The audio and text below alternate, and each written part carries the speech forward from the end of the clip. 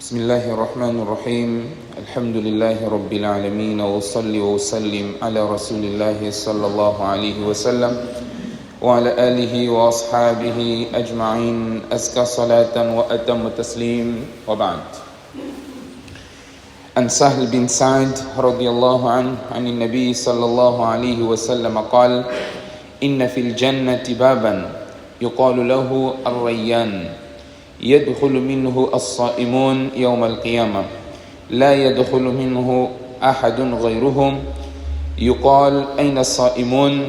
فيقومون لا يدخل منه أحد غيرهم فإذا دخلوا أغلق فلم يدخل منه أحد أو كما قال عليه الصلاة والسلام. والحديث رواه البخاري ومسلم.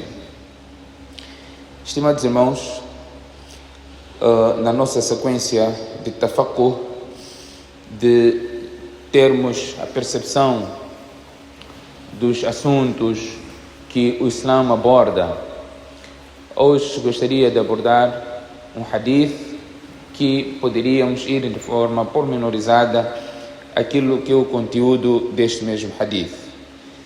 É um hadith que nós ouvimos constantemente relacionado a uma especialidade, uma dádiva no dia da Qiyamah que será para os jejuadores. O hadith de Sahal bin Sa'd radiyallahu anhu, onde o profeta sallallahu alaihi wasallam diz: Fil Jannah baban, no Jannah existe uma porta esta denominada de Rayyan, uma porta chamada Rayyan.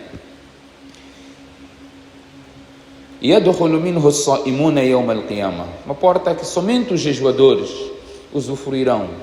O acesso ao Jannah para os jejuadores será o Rayyan, a porta Rayyan.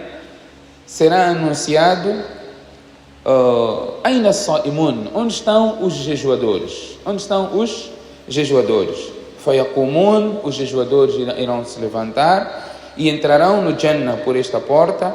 Não é? Ninguém mais além dos jejuadores irão entrar no paraíso por esta porta. Portanto, quando eles entrarem, essa porta será fechada, não é? Ninguém mais terá acesso a esta porta. Aqui nós estamos diante, não é, da importância do jejum. Nós usamos este hadith para falar do jejum de Ramadã. O hadith não limita o jejum de Ramadã. Fala de jejuadores. Quais são os tipos de jejuns que nós conhecemos? Nossa aula começa com uma pergunta. Quais são os tipos de jejuns que nós conhecemos? Sim, quais são nomes desses jejuns?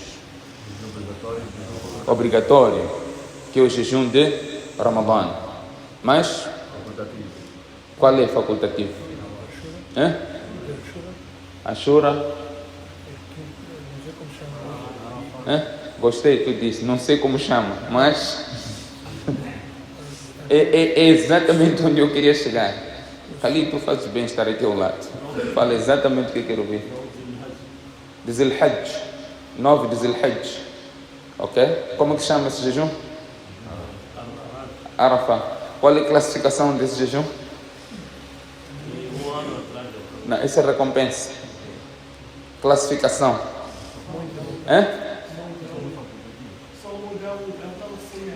Um tipo de jejum. Este é um tipo de jejum, mas estamos aqui a falar de classificação. Falamos aqui, temos jejum fard. Este é o primeiro, classificação. Depois, wajib. Ok? Tem um exemplo de wajib? Vai pensando e volto contigo. Mas,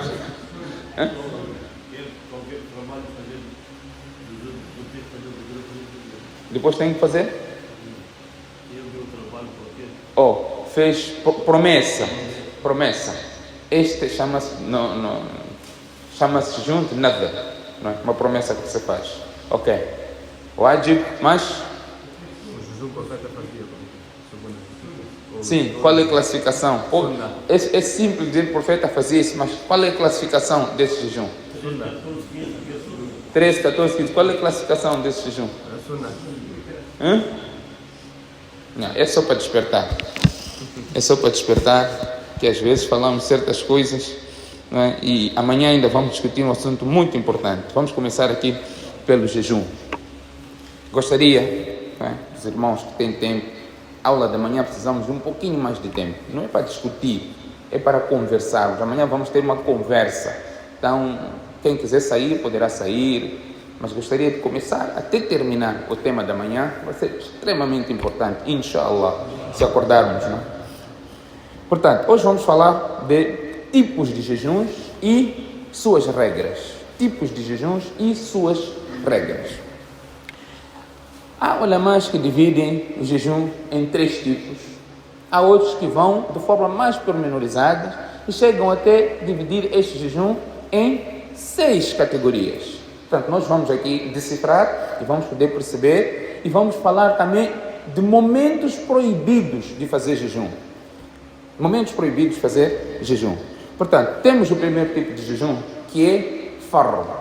Chama-se mafrud, não é? O obrigatório, que nós sabemos que o jejum é obrigatório. Antes do Ramadã, existia um jejum obrigatório, que era o jejum de Muharram. O jejum de Muharram era obrigatório. Com a instituição do jejum do Ramadã, o jejum de Muharram foi abrogado. Ficou obrigatório o jejum de Ramadã. Então, este é o primeiro que é fard. Todos nós sabemos, é obrigatório. فَمَنْ شَهِدَ مِنْكُمُ الشَّهْرَ فَلْيَصُمْ. Quem estiver presente no Ramadã deverá jejuar. Obviamente, todas as regras têm exceção. Todas as regras têm exceção. Qual é a exceção? Viajante, doente, falamos logo no início de Ramadã. Portanto, é uma exceção aqui da norma. Depois temos o jejum wajib.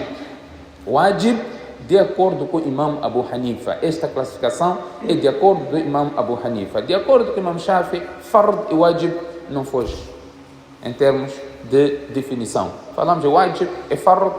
De acordo com o Imam Shafi, estamos a falar da mesma coisa. O Imam Abu Hanifa ainda trouxe outra categoria de wajib. Aquilo que o Shokhat estava a dizer, por exemplo, você começou um jejum e depois quebrou aquele jejum. Falando de jejum facultativo, não é facultativo. O jejum obrigatório, fard, você começou e quebrou por uma razão válida, ainda é fard. Você repor aquele jejum.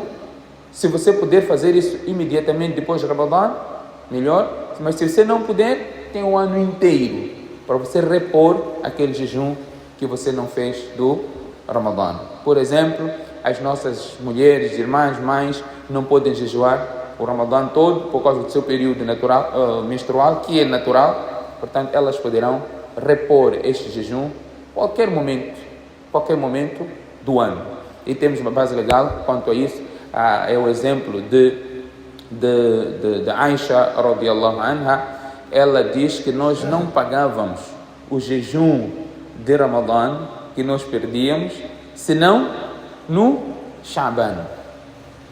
Quando é que é Sha'ban? É um mês antes de Ramadã. Então tem este intervalo todo para você repor este jejum. Portanto, o jejum obrigatório você poderá repor a qualquer momento, assim como a regra, estamos aqui a dizer, um jejum que não era obrigatório, de acordo com o Imam Abu Hanifa, uma ação que não era obrigatória, você começou aquela ação e depois você quebrou aquela ação, você deverá repor. Por exemplo, vamos dar aqui 2 exemplos. Um é jejum, você começou a fazer o jejum, é facultativo, fez jejum de segunda-feira ou quinta-feira, está a sair, foi visitar alguém meio-dia, encontrou lá um alto tacho, um bom panço. Ou foi convidado, ou não foi convidado. Não é? Você está lá, achou, eu não posso perder essa oportunidade. Então, quebra jejum para fazer parte desta refeição. Imam Abu Hanifa disse, a reposição deste jejum que você quebrou é o wajib. Você deve repor. Assim como um salat facultativo. Você começou a fazer nafil, mas depois lembrou que para estar atrasado numa reunião tem que estar lá. Você abandonou aquele nafil e foi atender a reunião. Imam Abu Hanifa diz, aquele salat que você começou era nafil, por se ter quebrado, você deve repor aquele salat. Portanto, seja salat, seja jejum, estão sobre a mesma categoria. E depois temos o jejum, que é masnun, sunnah, jejum sunnah.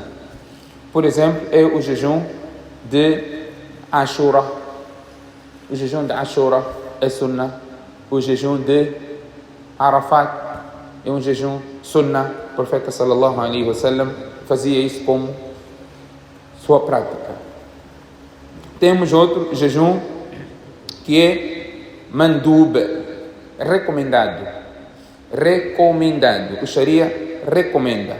Por exemplo, 3 أيام من كل شهر, 3 dias de todos os meses. Quais são esses 3 dias? 13, 14, 15, que são chamados de Ayyamul Bid.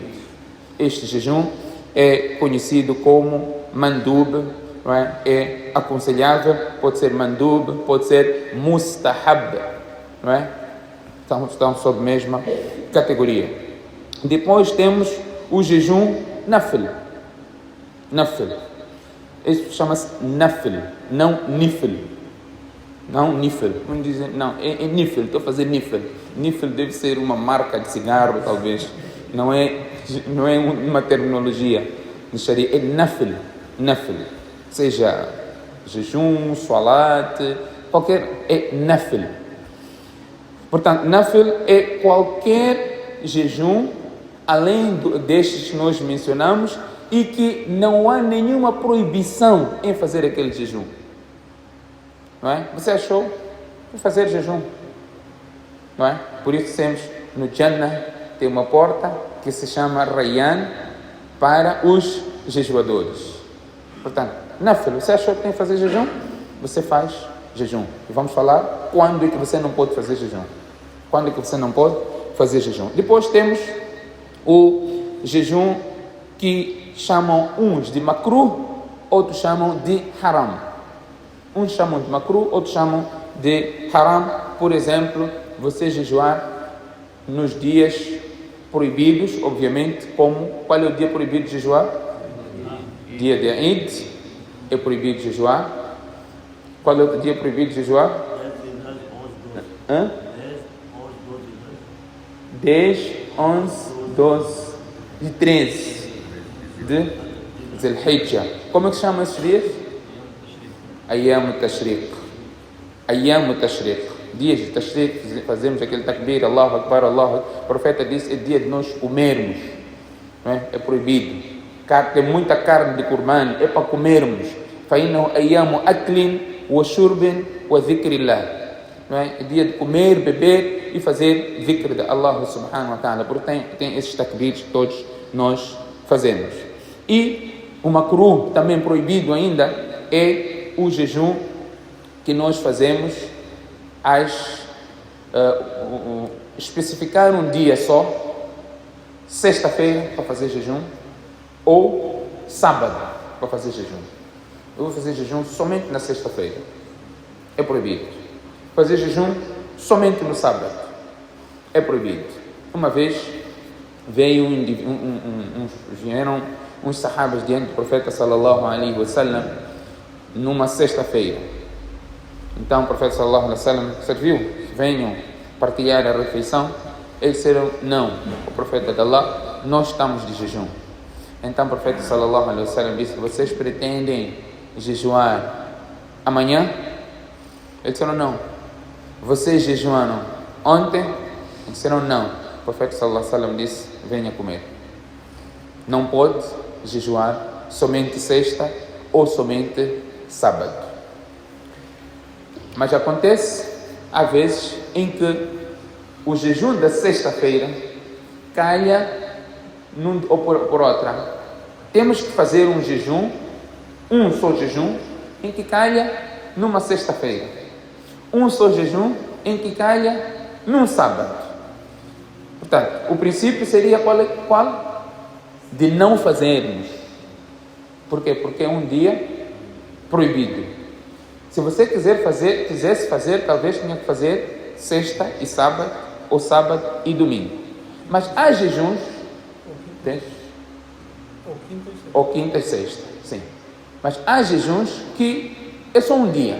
Mas temos um texto profético que se incentiva a fazer jejum naquele dia. Por exemplo, jejum de Arafá. Calhou no sábado, calhou na sexta-feira. Aqui já não temos a proibição. Para nós quebrarmos esta proibição, nós temos que encontrar um texto a incentivar aquilo, que chama-se Dhatu Sabab. Existe um motivo pelo qual para fazermos naquele momento. Outro exemplo que pode até se trazer aqui, o salat entre Asr e Maghrib. É proibido fazer o salat neste momento entre salat facultativo. É proibido. Mas você tem um salat por fazer. Por exemplo, você chegou e fez salat al-Asr, mas você perdeu Zuhr. Perdeu Zuhr. Nós somos obrigados a repor o salat que nós perdemos. Você dizer, não, aqui não se pode fazer salat, então tem que esperar para fazer o qadá de Zuhr depois de Maghrib. E você está cheio de garantia que você vai chegar na hora de Maghrib. Então, aí espera, porque já te informaram que você ainda tem mais tempo de vida para depois fazer o salat depois do Maghrib. Aí, quando você terminar essa vida que você foi garantido, aí faz salat depois de Maghrib. Não é? É ou não é? Tem um motivo para você fazer salat naquele momento. Tem um motivo para você fazer salat naquele momento. Portanto, aqui não se aplica este princípio da proibição. Portanto, o jejum de Arafá calhou na sexta-feira. Então, você só vai jejuar sexta-feira. Calhou no sábado. Você só vai jejuar no sábado. Você não está a trazer um jejum da tua própria iniciativa. Você está a cumprir o que um texto do Sharia diz. Este texto diz, Siyam Yawm Arafah. O profeta sallallahu alaihi wasallam incentiva aqui a jejuarmos no dia de Arafah. Portanto, não se aplica, não se pode aqui trazer e isso acontece muito. Há certas pessoas quando chega o dia de jejum da Arafah e começam a desencorajar. E com as redes sociais hoje, então, dizem, olha, se você vai, o profeta proibiu jejuar só sábado, jejuar só domingo. Então, se você jejua o jejum da Arafah na sexta, você tem que fazer também jejum no sábado. Se o jejum da Arafah calha no sábado, então você tem que fazer também jejum no domingo, porque o profeta proibiu fazer jejum só no sábado ou só na sexta.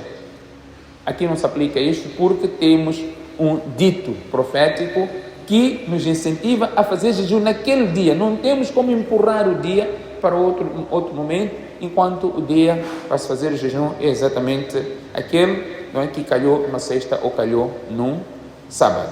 Portanto, aqui estão os tipos, falando da tipologia de jejum. Existem esses tipos de jejum que nós temos que saber. Um é fard, outro é wajib, outro é mustahab, outro é nafil, outro é makruh ou haram.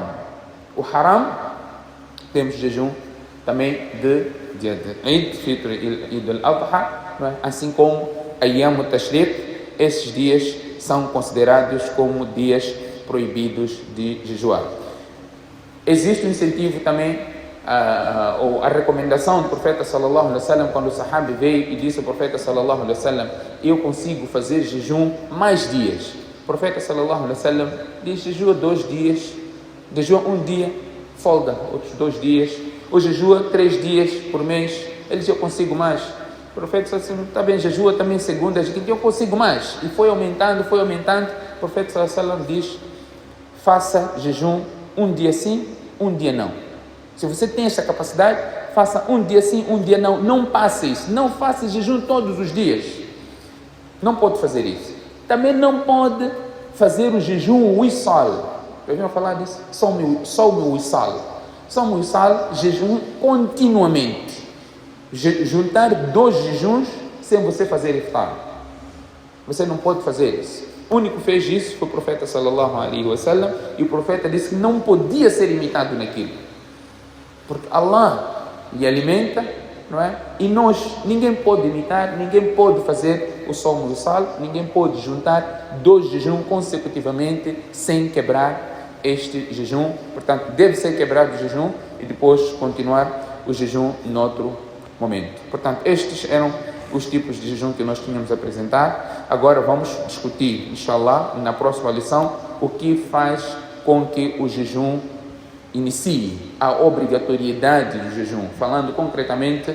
E isto é a sequência aqui que eu trago, não é algo que inventei, protelei propositadamente para apresentar no momento com um pouco mais de tempo, falando exatamente de Thubut Ru'yatil Hilal, não é? Que é a visualização da lua. No hadith, onde o profeta sallallahu alaihi wasallam diz para nós fazermos jejum quando visualizarmos a lua.